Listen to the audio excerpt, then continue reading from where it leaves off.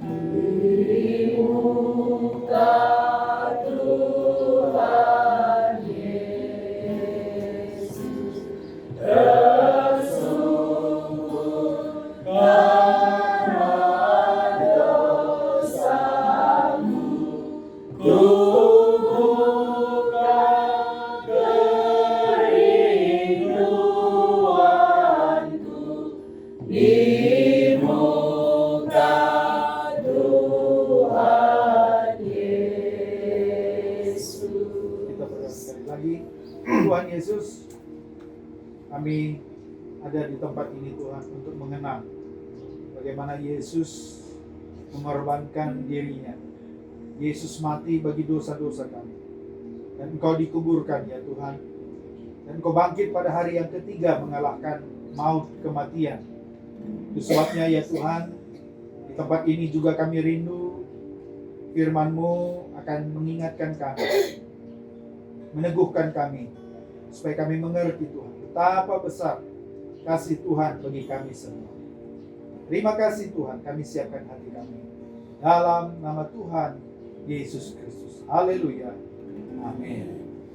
Bapak Ibu, saya bacakan satu bagian firman Tuhan dari Yohanes pasal 3 ya, ayat 14 mulai sampai ayat 16.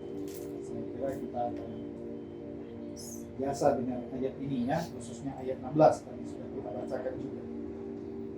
Dan sama seperti Musa meninggikan ular di padang gurun, demikian juga anak manusia harus ditinggikan, supaya setiap orang yang percaya kepadanya beroleh hidup yang kekal. Karena begitu besar kasih Allah akan dunia ini, sehingga Ia telah mengaruniakan anaknya yang tunggal, supaya setiap orang yang percaya kepadanya tidak binasa, melainkan beroleh hidup yang kekal. Bapak Ibu, kita sudah beberapa kali merenungkan firman Tuhan bahwa kita ini adalah orang-orang yang sudah berdosa. Amin. Ketika Adam dan Hawa sebagai nenek moyang kita, manusia pertama, dia jatuh ke dalam dosa, maka benih dosa itu semua sudah masuk ke dalam diri kita. Dan kita tidak punya kekuatan kuasa untuk menghapuskan dosa itu. Itu sebabnya manusia itu semakin lama semakin jahat. Kalau Adam dan Hawa hanya makan buah, anaknya Kain apa yang dilakukan kepada saudara Abel? Dia bunuh. Makin lama makin jahat, makin lama makin jahat. Kita pun seperti itu. Semakin bertambah usia kita, makin banyak dosa kejahatan kita. Tadi dikatakan seperti Musa meninggikan ular di padang gurun. Kita ingat peristiwanya ya. Ketika bangsa Israel keluar dari tanah Mesir, tiba di satu tempat, kemudian mulai bersungut-sungut, Tuhan marah. Dan akhirnya Tuhan suruh ular-ular tedung keluar untuk memaguti mereka. Dan seperti dosa itu, Bapak, racun ular itu masuk ke dalam tubuh orang-orang Israel yang kena pagut itu. Dan mereka semua mengalami kesakitan. Mereka sudah diambang maut, Bapak. Tidak ada harapan. Mereka akan segera mati. Dan sudah banyak yang mati. Tidak ada obatnya waktu itu. Karena mereka di padang gurun. Sama seperti dosa. Tidak ada obatnya. Mau datang ke gereja tiap minggu. Mau berdoa kasih persembahan 100 juta tiap minggu. Tidak ada gunanya. Waktu itu bangsa Israel di tengah padang gurun. Tidak ada rumah sakit. Kalaupun mereka bawa rampasan dari Mesir, mungkin emas, perak, itu pun tidak bisa menyelamatkan mereka. Sampai kemudian ketika mereka berseru-seru, kemudian Tuhan bilang sama Musa, Musa, buatlah sebuah ular dari tembaga. Taruh di atas tongkat. Taruhlah di atas bukit. Dan katakan kepada bangsa Israel, siapa yang melihat kepada ular itu, maka mereka akan disembuhkan. Saudara, ada orang yang sudah kena, sudah kesakitan, sudah parah. Kemudian Musa bilang, ibu, kalau engkau mau sembuh, lihatlah ular di bukit sana. Tapi ibu itu bilang, aku tidak mau Musa. Masa hanya lihat ular saja sembuh? Bagaimana mungkin? Aku harus cari dokter, baru aku sembuh. Menurut Bapak Ibu, apakah ibu itu sembuh atau mati? Mati. Atau ada yang bilang, Musa, aku nggak mau lihat ular itu. Masa gara-gara hanya lihat ular saja aku sembuh? Aku percaya dengan kebaikanku selama ini. Aku sudah orang setia, aku sudah biasa beribadah. Aku selalu berdoa seperti orang Farisi 3 kali sehari. Pasti aku akan sembuh oleh Tuhan, katanya. Saya tanya, apakah dia sembuh atau mati? Mati. Ada yang bilang, aku nggak peduli, dia mati. Bapak Ibu, kita semua bisa punya pandangan pikiran bagaimana supaya kita diselamatkan. Aku rasa begini, aku akan masuk surga. Aku rasa begini. Gereja A bilang begini, gereja B bilang begini, pendeta A bilang begini. Yang benar hanya firman Tuhan. Kalau Tuhan bilang lewat Musa, lihat, pandang ular tembaga yang ditaruh di atas bukit. Jalan satu-satunya supaya orang itu sembuh dan tidak mati, apa? Melihat. Pandang dengan iman. Makanya kadang salib itu kalau disebutkan di dalam Alkitab dan juga zaman sekarang, kadang salib itu seperti kebodohan. Masa cuma lihat salib aja, percaya Yesus aja di kayu salib selamat katanya. Apa itu 2000 tahun yang lalu dia sudah mati. Bapak Ibu, Tuhan minta kita percaya, beriman kepada apa yang dikatakan firman Tuhan. Bukan menurut saya, aku pikir.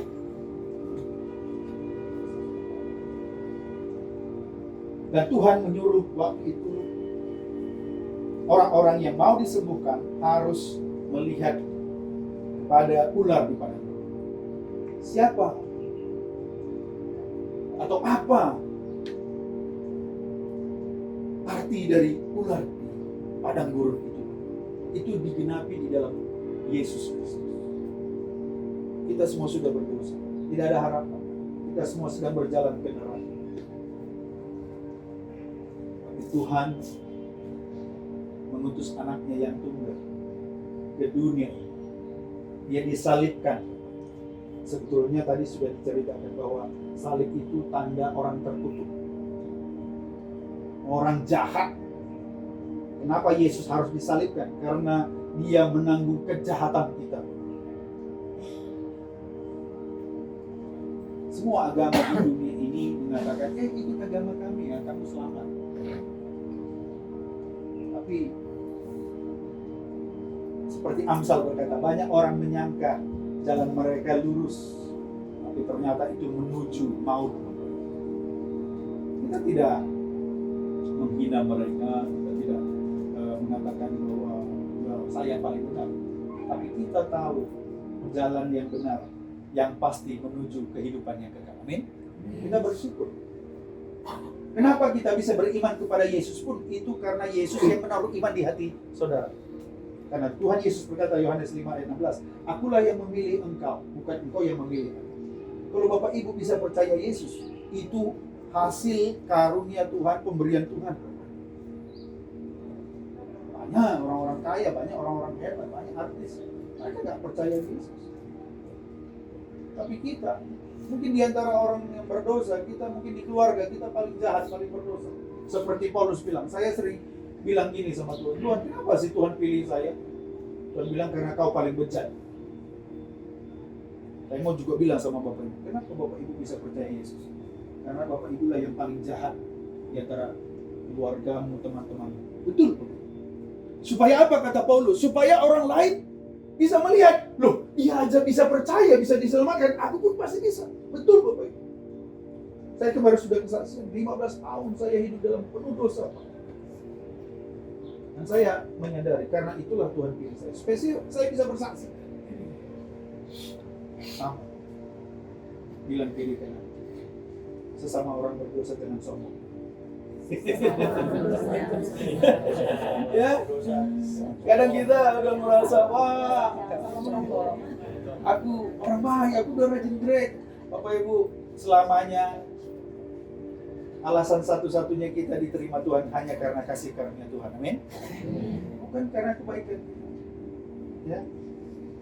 Dan Yesus itu harus ditinggikan supaya karenanya setiap orang percaya kepadanya beroleh hidup yang kekal. Katakan percaya.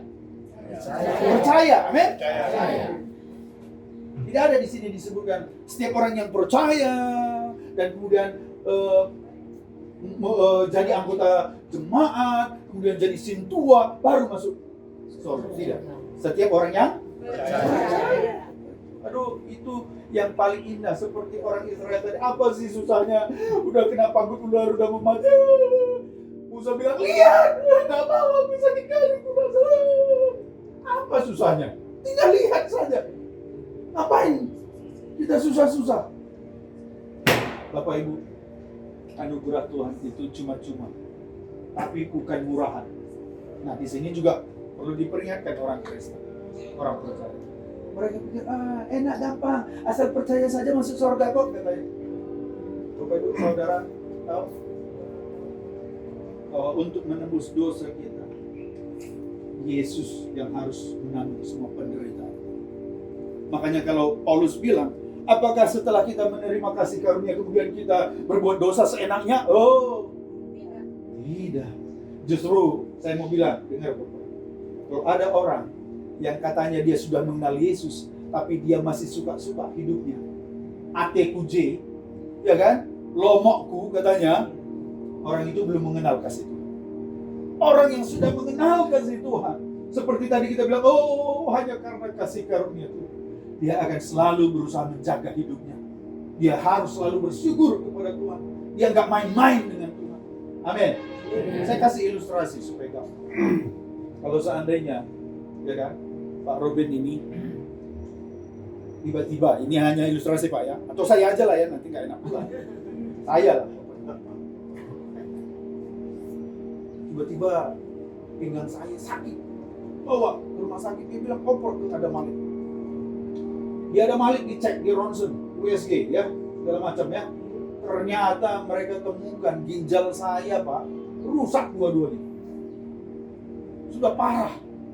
Dan dokter bilang, Bapak punya hanya kesempatan hidup tinggal sebulan lagi kalau ginjalnya nggak diganti. Cari ginjal di mana? Ya kalau ada pun berapa miliar, ya kan? Ya udahlah. Dokter bilang, ya sudahlah. Pulang aja lah ke Brastagi dan makan makanan enak katanya ya kan? Apa artinya itu? Ya, tunggu aja lah ya kan? Soalnya nggak ada uang kita ya kan? Kecuali ada uang Bapak boleh lah kita cari, tunggu dari Cina ya kan? Operasi 1 miliar ya kan? Ginjalnya pula 1 miliar ya 2 miliar katanya. Nggak ada pula ya kan? Badan ini semua nggak dapat 2 miliar ya kan? Tinggal beberapa hari lagi Bapak, udah hampir sebulan. Saya sudah pasrah. Tiba-tiba Pak Robin ini telepon saya. Pak Pendeta, masih ingat saya Pak Robin loh yang kita sama-sama di Israel. Oh iya Pak, kenapa Pak? Pak, aku dengar Bapak sakit. Iya Pak. Tinggal seminggu ini hidup Pak Robin. Pak Robin bilang begini Pak, saya sudah berdoa dan Tuhan kayaknya bilang sama saya mau kasih 1 ginjal saya pertama. Wah, Pak Robin betul? Iya Pak. Saya sumbangkan ginjal saya. Dan singkat cerita, langsung operasi ya kan. Ginjal pindah ke sini 1 ya kan. Dan saya selamat Bapak Ibu. Sekarang saya tanya, menurut Bapak Ibu, gimana lah sikap saya sama Pak Robin ini tiap ketemu?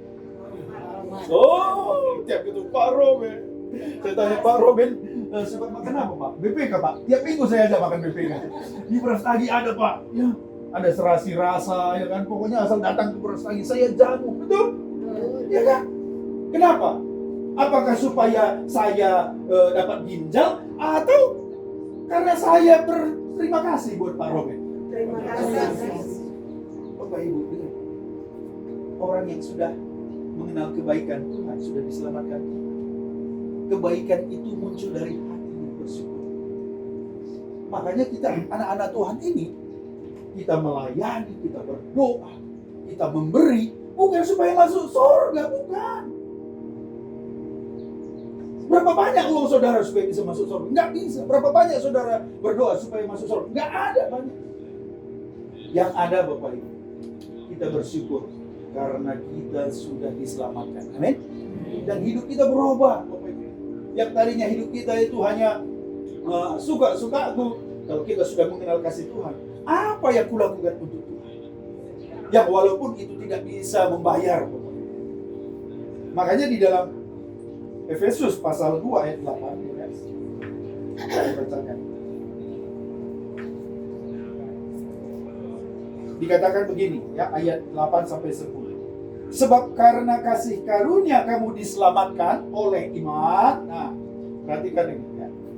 Kita diselamatkan hanya karena kasih karunia, pemberian Tuhan, cuma-cuma yang kita terima dengan iman, Bapak Ibu. Ketika kita mendengar kabar baik itu, kita terima dengan iman, kita percaya. Padahal iman itu sendiri pun Tuhan yang kasih. Banyak orang udah dengar Injil nggak percaya, tapi kita kok tiba-tiba dengar Injil percaya, oh terima kasih. Itu bukan hasil usahamu. Halo, kita tidak bisa usahakan keselamatan. Kita seperti sudah jatuh dalam lubang yang dalam. Tetapi pemberian Allah, ayat 9, itu bukan hasil pekerjaanmu. Jangan ada orang yang memegahkan diri, Bapak Ibu. Ini apa yang perlu dimegahkan? Apa karena kita sudah sintua, emeritus? Apa karena saya sudah jadi pendeta? No. Kita ini semua hanya orang-orang karena kasih karunia Tuhan kita diselamatkan. Amin. Saya tidak ada lebihnya dengan Bapak Ibu. Enggak ada. Hanya karena karunia rohani diberikan saya karunia rohani bisa jadi gembala. Ya, jadi gembala. Mungkin Bapak Ibu karunia yang lain. Mungkin karunia yang melayani, karunia yang memberi. Ya, silakan sama di hadapan Tuhan. Billy Graham pernah bilang begini. Dia penginjil terbesar di abad 20 ini. Ratusan juta orang diselamatkan. Dia bilang, saya tidak lebih baik dari orang yang baru bertobat 1 menit yang lalu. Penjahat yang baru bertobat baru 5 menit yang lalu. Bapak Ibu. Dengan penginjil yang sudah puluhan tahun, ratusan juta orang diselamatkan di hadapan Tuhan sama. Kenapa? Karena kita semua diselamatkan hanya karena darah Yesus, kasih karunia Tuhan. Amin. Tidak ada yang perlu disombongkan. Tidak ada. Makanya saya bingung kadang kalau di gereja ada orang merasa sombong, melayani di depan, orang bisa begini. Aduh, Bapak Ibu. Kita semua harus merendahkan hati di hadapan Tuhan. Amin. Ya. Ayat 10. Karena kita ini buatan Allah, ya kan? Tadi kita memang diciptakan Tuhan. Diciptakan dalam Kristus Yesus, kita diselamatkan oleh Yesus Kristus. Untuk apa? Untuk melakukan pekerjaan baik. Nah, yang dipersiapkan Allah sebelumnya, Ia mau supaya kita hidup di dalamnya. Nah, Bapak Ibu, ini dua sisi, ya. Di satu sisi kita diselamatkan bukan karena kebaikan kita, hanya karena kasih karunia Tuhan, hanya karena pengorbanan Yesus. Tapi di satu sisi, setelah kita diselamatkan, kita harus melayani Tuhan. Kalau ada orang yang tadi saya bilang, sudah merasakan kebaikan yang begitu besar, ginjalnya saja diberikan. Bapak Ibu, kalau Pak Robin tadi kasih ginjal, luar biasa. Tetapi paling itu berguna hanya berapa puluh tahun sih. Saya tua mati juga, ya nggak mungkin lagi diselamatkan. Tapi ini Yesus menyelamatkan kita sampai kepada kekekalan. Maka harusnya tujuan hidup kita itu cuma satu. Tidak ada yang lain. Siapapun saudara, tujuan hidup saudara, apapun yang saudara katakan itu pasti salah kalau bukan untuk melayani Tuhan. Paulus bilang, karena bagiku hidup adalah Kristus. Pertanyaannya, saudara selama ini hidup untuk apa? Untuk anakku, salah. Bukan untuk anak. Banyak kita orang Karo, orang Batak, orang Indonesia. Aku hidup untuk anakku. Bapak Ibu, kita membesarkan anak ya, tanggung jawab ya. Tapi hidupmu harus untuk Kristus. Karena Kristuslah yang mati untuk kita. Semua tujuan hidup itu salah kalau bukan hidup untuk Kristus. Melayani Tuhan. Karena begitu baik Tuhan bagi kita.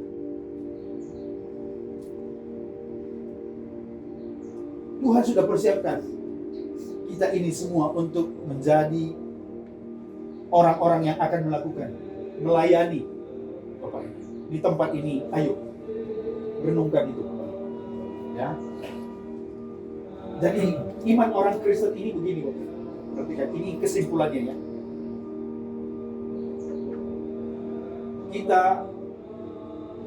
melakukan kebaikan bukan untuk diselamatkan. Kita ke gereja memberi, ya, melakukan apapun berdoa bukan untuk diselamatkan. Kita melakukan semua tadi ini karena sudah diselamatkan. Amin. Kita sudah merasakan kebaikan Tuhan. Karena kalau kita melakukan kebaikan-kebaikan perbuatan baik, agamawi kita, ibadah kita, pemberian kita untuk masuk surga, dengar Bapak.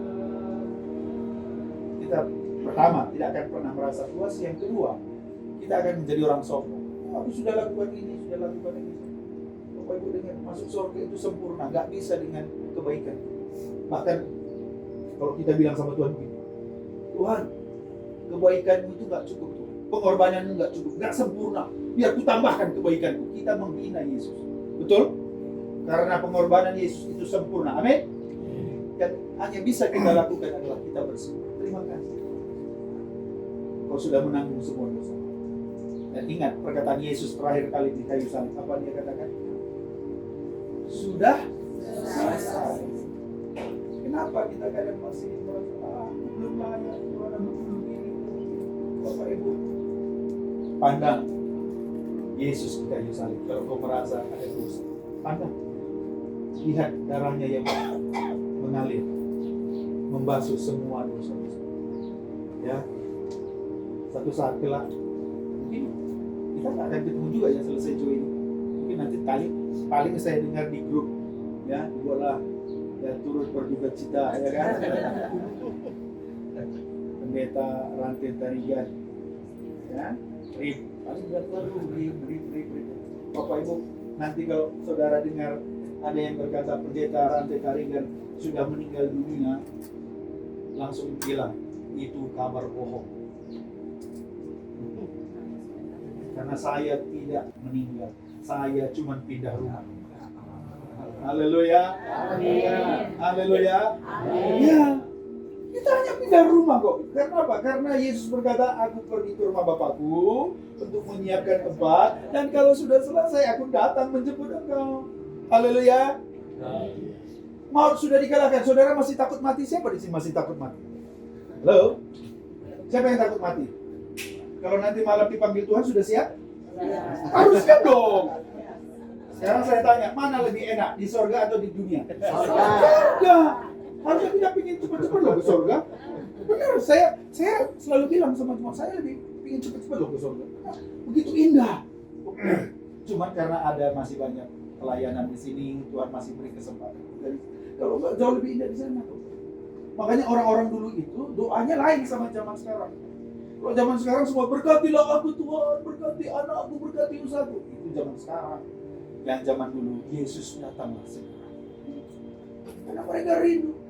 Hati kami rindu Tuhan, berjumpa dengan Engkau. Yesus itu adalah kekasih jiwa kita, harta terbesar kita. Harusnya kita selalu rindu dekat sama Dia. Ada seorang hamba Tuhan bilang begini, aku kalau nanti meninggal, begitu masuk surga, kan kekekalan tuh. Kekekalan itu artinya nggak ada batasnya. Dia bilang, 500 tahun pertama, aku hanya akan memandang wajah Yesus. Wah, dia nggak ngapa-ngapain, pandang wajah Yesus. Karena hatinya sudah selalu rindu sama Yesus. Bapak Ibu, surga itu nggak indah kalau nggak ada Yesus. Saudara, hati-hati, banyak orang, aku mau masuk surga. Tapi kalau selama di dunia ini, saudara nggak mau rindu dekat sama Yesus, surga nggak enak. Sadhu Sundar Singh, seorang penginjil ke Nepal, Himalaya. Dia bilang begini. Dia tanya orang, mana saudara pilih?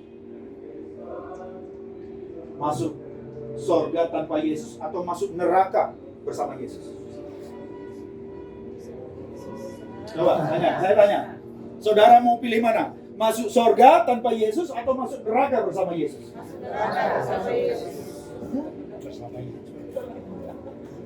Karena kalau bersama Yesus, neraka pun berasa sorga. Tapi kalau kita masuk sorga tanpa ada Yesus, tanpa dekat dengan Yesus, neraka itu pun nggak indah. Karena yang punya sorga itu Yesus, yang bikin indah sorga itu Yesus. Dia yang mengasihi kita, dia rela mati untuk kita. Dia sahabat kita, kekasih jiwa kita. Dia adalah guru kita. Ya, dialah Tuhan kita, penyelamat kita, penebus kita. Dia segala-galanya. Makanya mulai di muka bumi ini, kau harus selalu rindu dekat sama Yesus. Saya agak sedih hari-hari ini di gereja. Anak-anak Tuhan banyak yang sudah malas berdoa. Kalau memang saudara adalah umat pilihan Tuhan, kasih Tuhan, saudara harusnya setiap pagi rindu dekat dengan Tuhan. Saudara memprioritaskan doa pagi, bersekutu dengan Tuhan sampai hadirat Tuhan itu memenuhi hati. Itu tandanya orang yang sudah dekat dengan Tuhan. Saudara masih ya pagi-pagi mama-mama langsung masak apa ya hari ini? Masak apa ini? Sibuk? Ya mau ke ladang, mau bawa pupuk apa ini? Mau mana? Bapak Ibu. Prioritaskan Tuhan. Amin. Dekat sama Tuhan. Ya, kiranya Tuhan menolong kita. Keselamatan sudah diberikan oleh Yesus. Sudah selesai. Terima dengan iman. Mari kita datang kepada Tuhan. Kita akan masuk dalam perjanjian perjamuan kudus. Ya. Kita naikkan pujian kita haleluya haleluya. Saya minta pendeta Ginting untuk membagikan anggur, ya. Kemudian pendeta Gembala membagikan rotinya. Kita naikkan pujian kita haleluya haleluya.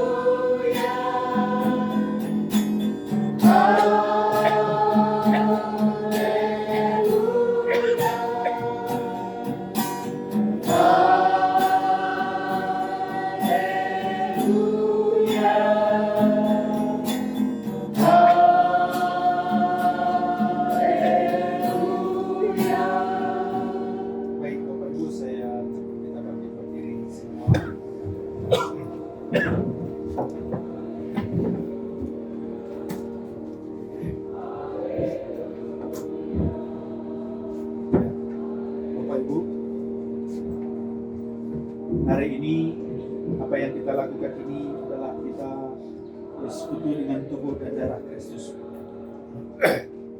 Dan firman Tuhan mengatakan di 1 Korintus ayat 27 ayat 10 pasal 11. Jadi barang siapa dengan cara yang tidak layak makan roti atau minum cawan Tuhan, ia berdosa terhadap tubuh dan darah Tuhan. Jadi kita harus lakukan dengan sungguh-sungguh, ya. Dan kita percaya lewat tubuh dan darah Kristus ini dengan iman. Roti ini adalah tubuh Kristus yang dicabik-cabik, dicambuk untuk menggantikan kita. Dan darahnya mengalir, menyucikan semua dosa-dosa. Ya, saya bacakan ayat firman Tuhan dan nanti kita akan sama-sama makan rotinya. Nanti saya bilang dalam nama Tuhan Yesus kita makan bersama-sama rotinya saja.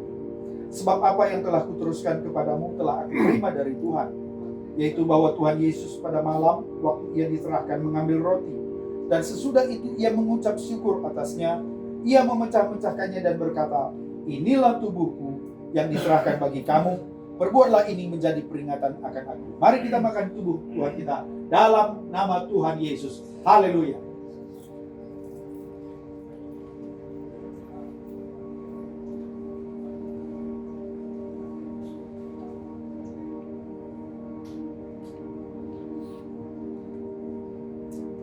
Demikian juga ia mengambil cawan sesudah makan, lalu berkata, cawan ini adalah perjanjian baru yang dimateraikan oleh darahku. Perbuatlah ini setiap kali kamu meminumnya, menjadi peringatan akan aku. Sebab setiap kali kamu makan roti ini dan minum cawan ini, kamu memberitakan kematian Tuhan sampai ia datang. Mari kita minum darah Tuhan kita dalam nama Tuhan Yesus. Haleluya. Mari silakan berdoa secara pribadi, bersyukur kepada Tuhan.